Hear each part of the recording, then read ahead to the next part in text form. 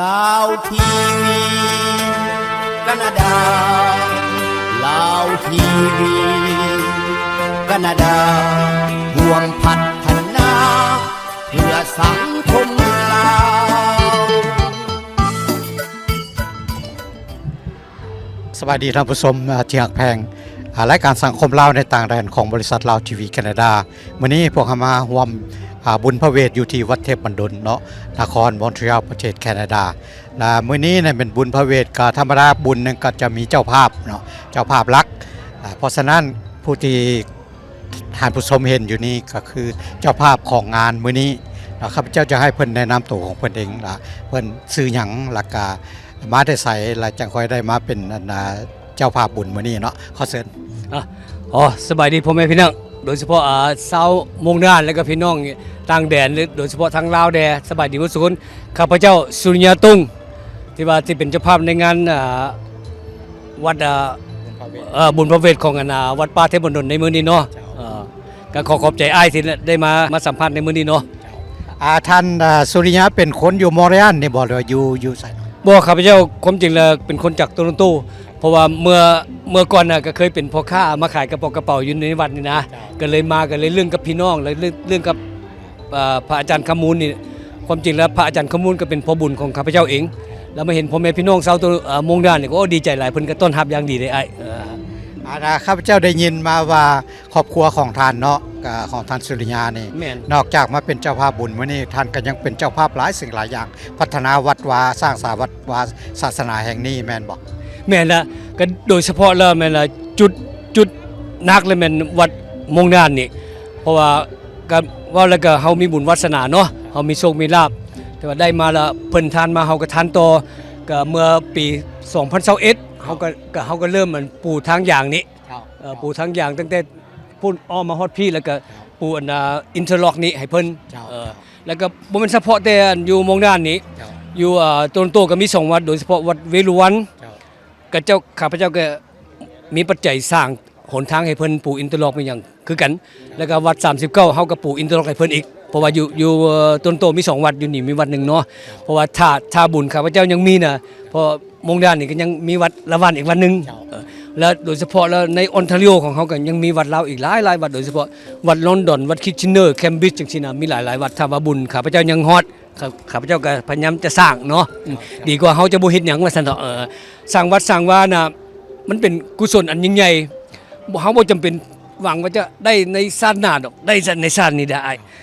ว่าความจริงน้องสิว่าให้อ้ายฟังว่าได้แท้ในชาตินี้โดยเฉพาะนี่น้องทานไปปัจจัยไปดอนนึงนี่กลับมา10เถื่อกลับมา10ดอนโดยเฉพาะมามงด้านนี่ได้เห็นรอยยิ้มของพี่น้องชาวมงด้านเพิ่นต้อนรับเฮาอย่างดีและพวกแม่ครัวคณะกรรมการเพิ่นก็ต้อนรับเฮาอย่างดีได้บ่มีให้ขาดตกบกพร่องดีใจหลายที่ได้มาเห็นพ่อแม่พี่น้องชาวมงด้านนะภูมิใจหลายท่านสุริยะกับครอบครัวนี่ก็ฮู้จักวัดเทพบันดลมาดนแล้วเนาะความจริงแล้วตั้งแต่เมื่อปี2011พุ่นเด้เคยมาก็มา5-6 ปีเรียนกันพุ่นแล้วมาเห็นเมื่อก่อนน่ะบ่เป็นจังซี่กับเพราะอยากให้พ่อแม่พี่น้องเมืองเดี๋ยวนี้มันต่างกับอัน7-8 ปีหลังเนาะสมัยนั้นน่ะยังเป็นหญ้ายังเป็นขี้ตมอยู่บัดนี้ฝนตกมีหยังก็เป็นตมเป็นหยังรถก็ค่าเป็น30-40 คันแล้วในท้ายปี2017หันก่อนข้าพเจ้าสิเมื่อก็ไปกราบลาพ่อบุญอาจารย์คำมุนว่าโอ้คันน้อยสิเมื่อได้พอแล้วเว้าไปซื่อบ่ว่าสิว่าสิ่งที่อัศจรรย์มันจะเกิดขึ้นมานะถ้าขน้อยถึกแจ็คพอตนี่ขน้อยสิมาสร้างพักคิงให้พ่อได้นี่วะโอ้เพิ่นว่าโอ้คันซั่นพ่อสิภาวนาให้เด้อให้ลูกได้เด้อหลังจากนั้น2 ปีก็ได้แท้แล้วเฮาก็บ่ลืมที่ว่าเคยสัญญากับวัดวาอารามเนาะแต่ว่าสร้างวัดวาอารามก็เป็นกุศลอันยิ่งใหญ่เนาะให้พ่อแม่พี่น้องนี่ก็เป็นมรดกของชนชาวลาวเฮาทุกคนเนาะอันนี้ครับเจ้าก็ดีใจที่สุดได้ยินคำนี้เนาะที่ว่ากับเพิ่นก็ได้แจ็คพอตแล้วเพิ่นก็ยังบ่ลืมวัดวาศาสนาแห่งนี้ก็ได้มาพัฒนาสร้างสร้างวัดนี้ที่เป็นจังซี่ได้ก็ย้อนการพัฒนาช่วยเหลือของเพิ่นเนาะแม่นก็ถือว่าเป็นบุญเป็นคุณแล้วก็หายากคนประเภทนี้เนาะที่ว่านะขอย่องย่อต่อ กล้องนี่เลย แม่นละ ให้ทุกคนท่านผู้ชมอยู่ทางบ้านได้เห็นได้ฮู้น้ำกันเนาะกท่านสุริยาเนาะขอโทษอยากทราบซื้ออันมาดามของเพิ่นได้เนาะ มาดามเป็นนางแดงพันลิตรเนาะนางแดงพันลิตรว่ามื้อนี้ต้องขอโทษกับพ่อแม่พี่น้องทุกคนเพราะว่าเพิ่นบ่สะดวกได้สิมาสัมภาษณ์ในมื้อนี้แต่ว่าข้าพเจ้ามาก็ขอแนะนำว่าภรรยาข้าพเจ้ากับนางแดงพันลิตรแล้วก็บอกว่าการสร้างวัดสร้างวาสร้างกุศลน่ะมันเป็นบุญอันยิ่งใหญ่ของเฮาเพราะว่าวัดวาน่ะมันเป็นที่พึ่งทางใจของชาวพุทธของเฮาทุกคนเนาะวัดว่าเป็นสิ่งทางที่ว่าสินำให้เฮาไปถึงปรินิพพานได้สาธุถ้าบุญข้าพเจ้ายังบ่หมดบุญเทื่อนะจะขอสร้างต่อไปเรื่อยๆนะจนกว่าจะหมดบุญว่าซั่นต่อเนาะ ครับเจ้าก็ขออนุโมทนาสาธุนำเนาะเพราะว่าเพิ่นนั้นมีใจบุญดีหลีเพราะว่ามันก็มีเศรษฐีหลายคนที่ว่าบ่ได้คิดถึงปัญหาเล็กๆน้อยๆจังซี่ก็ถือว่าเป็นความจิตใจงดงามเนาะเป็นบุญวาสนาของวัดเทพดล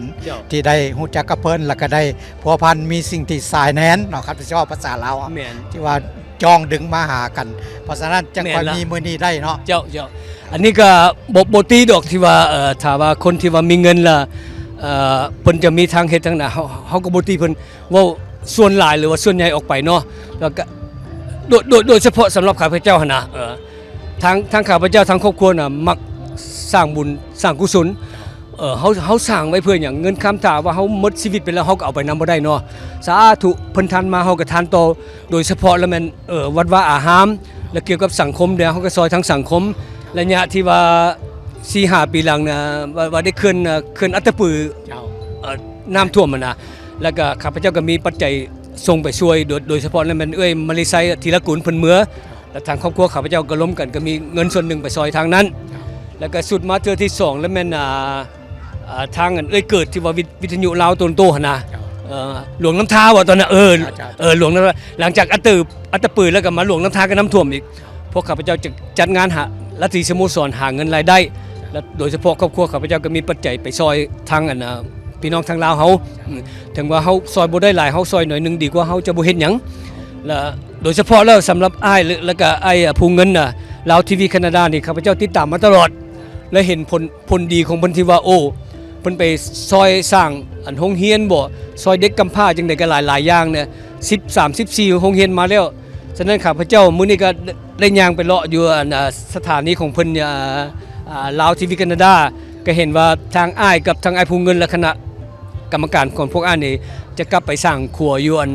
บ้านหยังแม่นแล้วก็แขวงหัวพันแม่นแล้วทางพวกน้องนี่ก็มีปัจจัยซอยเพิ่นถึงว่าสิบ่หลายกันหน่อยแต่ดีกว่าเฮาจะบ่ซอยหยังเพราะว่าพี่น้องทางลาวเฮายังยากจนลำบากหลายเฮาอยู่พี่เฮามีความสุขแต่ว่าพี่น้องเฮาเด้เว้าตามภาษาบ้านเฮาแหละพวกอยู่บ้านนอกตามชนบทเนาะเขาเจ้ายังลำบากยากเข็ญฉะนั้นล่ะเงินปัจจัยของข้าพเจ้ามื้อนี้ล่ะ $1,000 ขอมอบให้ลาวทีวีแคนาดาเนาะก็ขอมอบให้ไอ้สมพรเป็นผู้รับผิดชอบเนี่ยและสุดแล้วแต่อ้ายจะเห็นสมควรจะไปสร้างครัวสร้างโรงเรียนหรือซอยเด็กกำพร้าหรือซื้อเสื้อผ้าให้ลูกหลานอยู่บ้านลาวเขาข้าพเจ้าก็ลูกหลานลาวผู้หนึงลาวเฮาบ่ทิ่มลาวเฮาจะบ่ทิ่มกันเนาะพี่น้องเด้อสาธุเนาะขอบใจหลายๆอ้ายครับเจ้าขอขอบใจหลายๆแล้วจะรับด้วยความดีใจแล้วก็จะนำความหวังดีของเพิ่นเนี่ยไปให้ฮอดให้ถึงเนาะปีนี้เฮาระดมทุนเพื่อจะไปปลุกขัวข้ามบรรดาอยู่น้ำแห้งเพราะว่าโรงเรียนนั่นเฮาไปปลุกแล้วแม่นแล้วได้จะไปสร้างขัวให้เฮาก็เฮ็ดน้ำใหม่อีกเนาะก็ขอย่องยอน้ำใจเอาสรรเสริญน้ำใจของท่านแล้วก็ฝากความมักแพงไปถึงมาดามของเพิ่นเนาะที่ว่าได้เสียสละปัจจัยส่วนนี้มาช่วยสมาคมสากลเพื่อสิทธิของเด็กน้อยที่ด้อยโอกาสที่ว่ากระเจ้าเด็กน้อยอยู่ในเขตซอกลีกธุรกันดารคือว่าน่ะหมายถึงว่าคันเฮาบ่ซอยกันมันก็บ่มีไผสิมาซอยรัฐบาลเพิ่นก็ซอยแต่มันบ่ทั่วถึงเพราะฉะนั้นเฮาจำเป็นต้องได้ซอยในเมื่อเฮามีเงินไขเฮามีโอกาสเฮาก็ซอยเนาะแม่นแล้วก็ขอขอบใจท่านสุริยะหลายๆเนาะมีหยังอยากเพิ่มเติมบ่แล้วประเด็นตัวนี้คืออ้ายว่ามื้อนี้เด็กน้อยที่ว่าขาดโอกาสเนาะด้อยโอกาสแล้วเฮาควรจะยืนโอกาสนั้นให้กับเจ้านะให้กับเจ้าได้มีโอกาสเพราะว่าเด็กน่ะมันจะเป็นอนาคตของชาติเด้ถ้าเขาเจ้ามีการทำเรียนสูงคือพวกอ้ายไปสร้างเนี่ย13-14โรงเรียนมาวันนี้ก็ขอบใจน้ำแต่อ้ายได้ไปสร้างให้เพราะว่าเด็กน้อยด้อยโอกาสหรือว่าเด็กน้อยกำพร้านะเฮามีโอกาสให้การให้นะมันจะเป็นกุศลอันยิ่งใหญ่จากชีวิตเด้เฮาให้แล้วจิตใจเฮาจะสบายเฮ ฮาสร้างวัดสร้างวาจิตใจเฮาก็สบายเนาะก็ขอให้พ่อแม่พี่น้องจารึกนี้ไว้ว่าถ้าเป็นไปได้นะเฮาบ่ทิ่มลาวบ่ทิ่มกันเฮาก็ต้องฮักกันซอยบ่ได้หลายก็ซอยหน่อยดีกว่าเฮาจะบ่ซอยเนาะพี่น้องเนาะอันนี้ถึงว่าข้าพเจ้าได้ซอยไปแล้วก็จะพยายามเฮ็ดเท่าที่ควรจะเฮ็ดได้เนาะขอขอบใจเด้อพี่น้องเด้อ ท่านผู้ชมอันนั้นก็เป็นการเสว่าก็เป็นเศรษฐีของคนลาวเฮาเนาะที่ว่าอยู่แคนาดาเนี่ยก็เพิ่นมีจิตใจงดงามที่สุดทั้งผัวทั้งเมียเนาะก็คือท่านสุริยาโต้งแล้วก็มาดามแดงพันลิตรเนาะที่ว่าเพิ่นมีจิตใจที่งดงามต่อสังคมลาวต่อวัดวาทศาสนาเนาะมาฮอดนี้เนาะรายการสัมภาษณ์ท่านสุริยาก็ได้สิ้นสุดลงแล้วก็ข้าพเจ้าขอขอบใจหลายๆเนาะที่สละเวลา เราทีวีแคนาดาที่ได้มาเปิดโอกาสให้ข้าพเจ้าได้เปิดเผยความในใจเนาะ เจ้า ขอบใจได้เด้อ เจ้า สบายดี ขอบใจ ขอบใจ ท่านผู้ชมอันนั้นก็เป็นการสัมภาษณ์ที่ว่าสิ้นสุดลงเนาะครับเจ้าสุพรสมรแก้วและเกียรติอินทรวงศ์ขออำลาท่านไปก่อนเจ้าขอขอบใจหลายๆสบายดีท่านผู้ชมจะเจียกแพงอยู่ทางบ้านเนาะ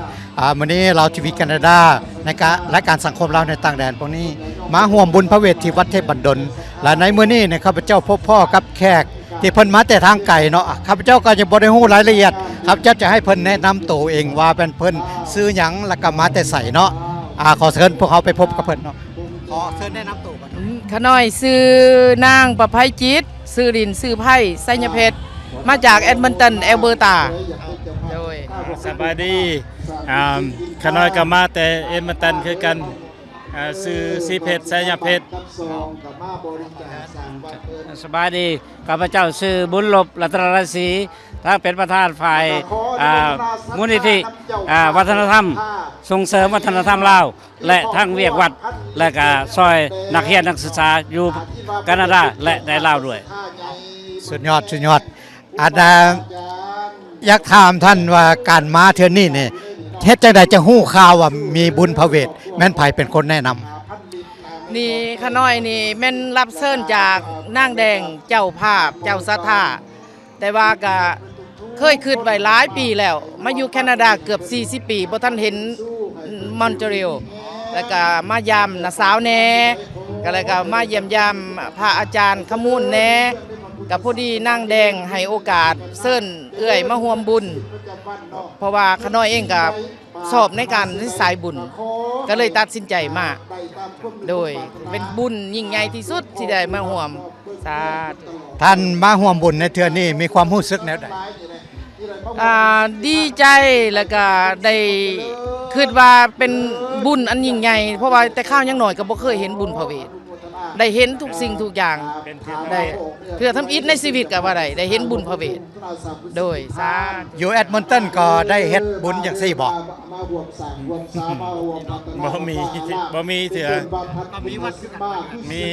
วัด ท่านบุญลบอันท่านเป็นประธานวัดประธานวัดอยู่ ข้าพเจ้าเป็นทั้งประธานวัดอยู่และก็ทั้งเป็นศิลวัตรมา35 ปีแล้วและก็บริหารทั้งเป็นศิลวัตรด้วยมา5 สมัยเป็น10 ปี และมากรรมมูลนิธิก็เริ่มตั้งแต่สร้างวัดเป็น35 ปี แต่ว่าเฮาได้ทะเบียนมา15 ปี ในนามของแคนาดา และได้รับอนุญาตจากเมืองลาวให้อนุญาตเฮามาไปสร้างอยู่เมืองลาวด้วยอยู่วัดแอดมอนตันนี่มีครูบาจักองค์ มีครูบาองค์หนึ่งแต่ก่อนมี4-5-6 องค์มาต่อมาเนี่ยก็บ่ได้รับการศึกษาแล้วเนาะแล้วก็เพิ่นย้ายไปแล้วก็เพิ่นไปสร้างครอบครัวได้แล้วก็ยังเหลือองค์หนึ่ง เดี๋ยวอันท่านคิดว่าแนวใดการมาร่วมงานอยู่บ่ริอันเป็นตามมาอยู่บ่ เป็นตามาแล้วก็อยากมาอีกสิมางานเฟสติวัลแห่งสีมวนก่อนนี้เนาะ ขอเชิญมา ขอบใจ อยากให้ฮู้ว่ามาในวัดนี่อันนี้เป็นความรู้สึกที่ว่าเฮาเชื่อถือในศาสนาทุกคนให้ควรให้มาฮู้มาเห็นว่าอันนี้เป็นการทำบุญแท้ๆเพราะว่าเฮาเองนี่ก็เข้าวัดฟังธรรมอยู่แต่ว่ามาเห็นในการจัดตั้งของเพิ่นแปลว่ามีความสามัคคีแน่นแก่นแปลว่าทุกสิ่งทุกอย่างคือได้เห็นมา2 มื้อมานี่ขนาดฮักก็มามื้อวานนี่ได้เห็นแต่2 มื้อที่3นี่ยังบ่ทันได้เห็น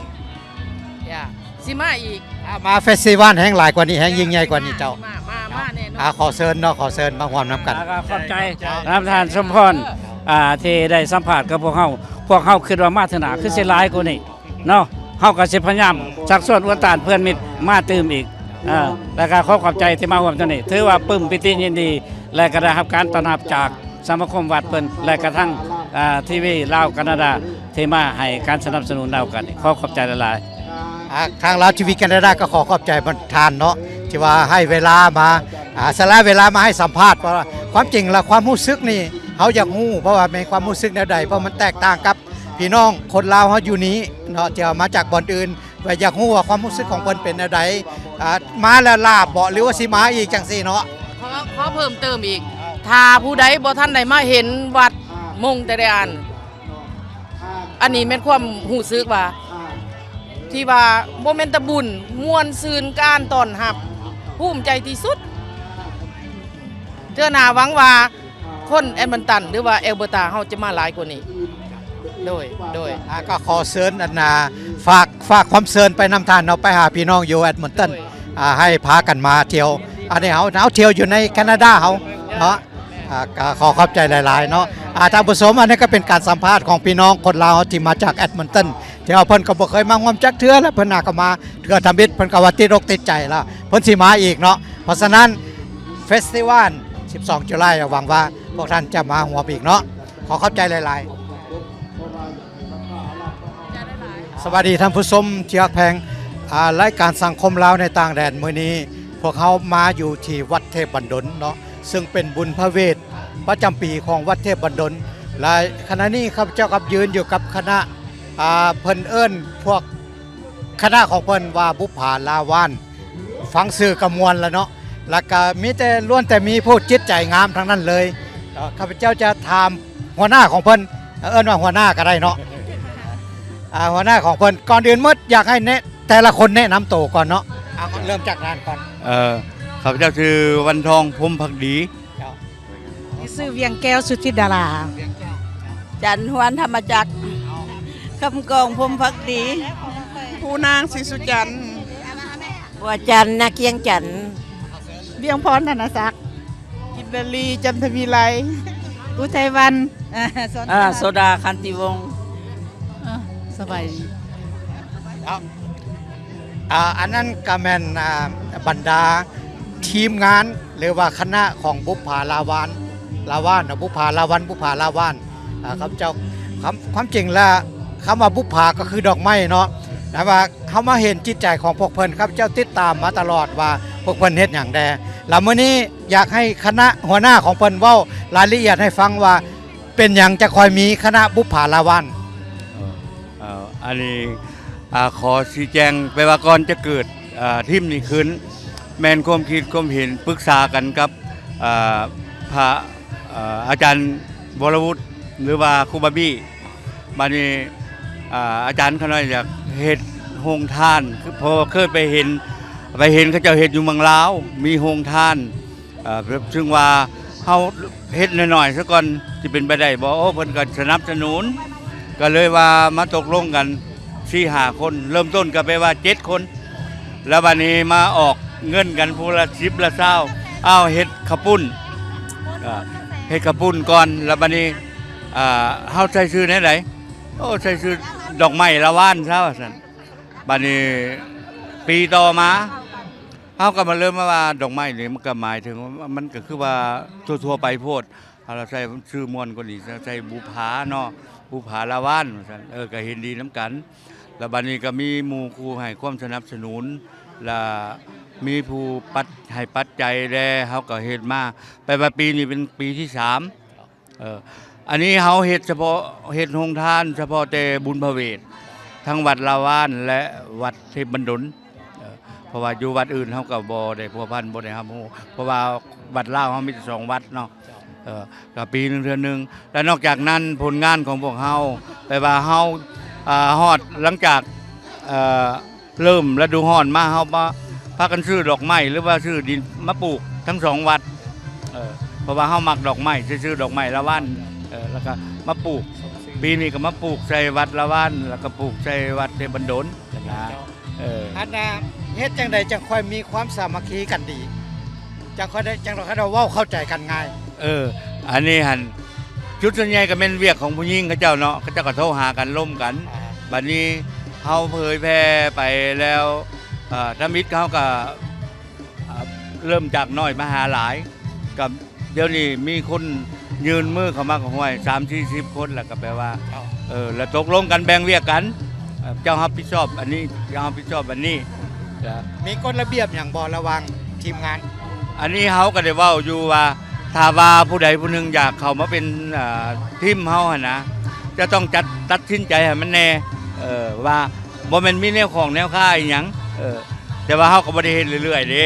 ปีหนึงเทื่อหนึง2เทื่อก็แต่ถ้าเวียกจำเป็นเฮาก็นโยบายนอกนั้นก็บ่มีหยังหลายดอก หมายถึงว่าซอยแต่เฉพาะบุญพระเวทกับบรรดาเฉพาะบุญพระเวทเนาะ เฉพาะบุญไป ทั้ง2วัด ทั้ง2วัด แล้วบัดนี้อันปลูกดอกไม้อันเดว่ายามใดปลูกหรือว่ายามฮ้อนมาปลูกโลดบ่หรือว่า บอกไปว่าเฮากะว่าเฮาฤดูกาลแล้วไปว่าเบิ่งดินฟ้าอากาศคือปีนี้มันอากาศมันก็หนาวอยู่เนาะเฮาได้ปลูกซ่าแต่ก็ยังทันบุญพระเวทแต่ว่าเฮาร่วมใจกันมาปลูก บัดนี้ถ้าสมมุติคนอยากมาเข้าร่วมนำสิฮับอยู่บ่สมาชิกใหม่ อันนี้เฮาเปิดกว้างแต่ว่าเฮาก็ต้องถามซะก่อนว่าเจ้าแน่ใจบ่เจ้าสิเฮ็ดนำพวกข่อยได้บ่พวกข่อยหั่นแปลว่า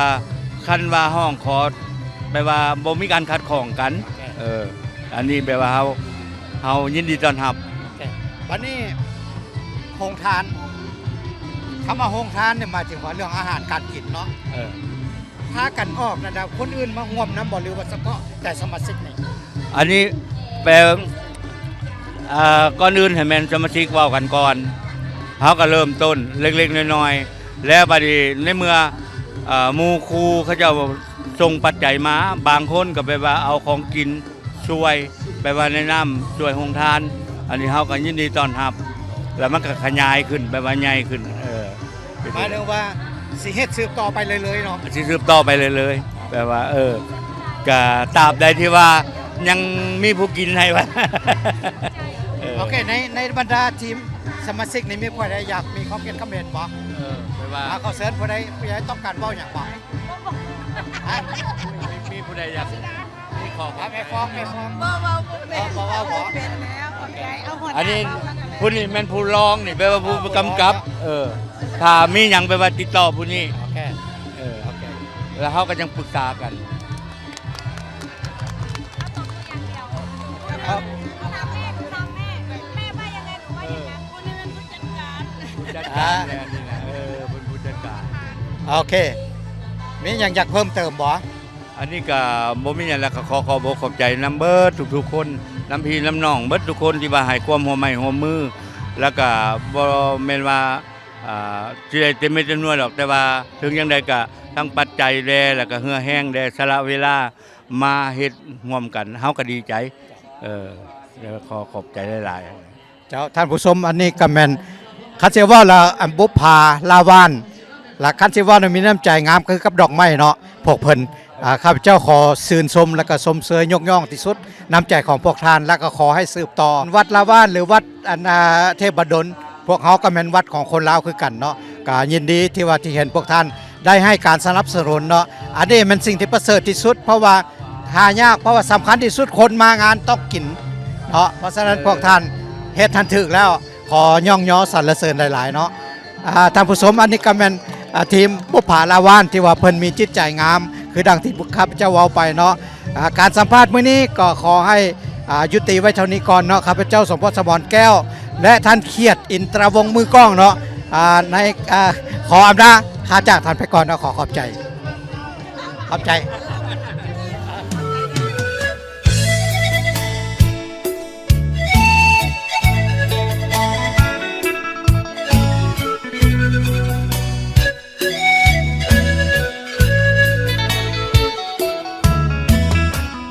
เหมือนเหือล่องไปกลางสายทาลาวทีวีแคนาดากำเนิดเกิดมาด้วยศรัทธาใจด้วยความมุ่งมั่นบากบั่นให้ถึงจุดหมายที่ มงานกลุ่มลุมสุมใส่ไก่ไก่หับใส่สังคมลุ่มดอนบางตอนอ่อนลาลาวทีวี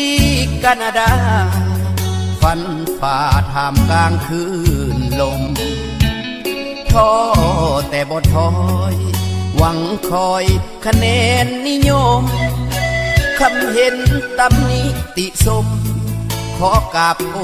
ด้วยความยินดี นานนับปีลาวทีวีแคนาดา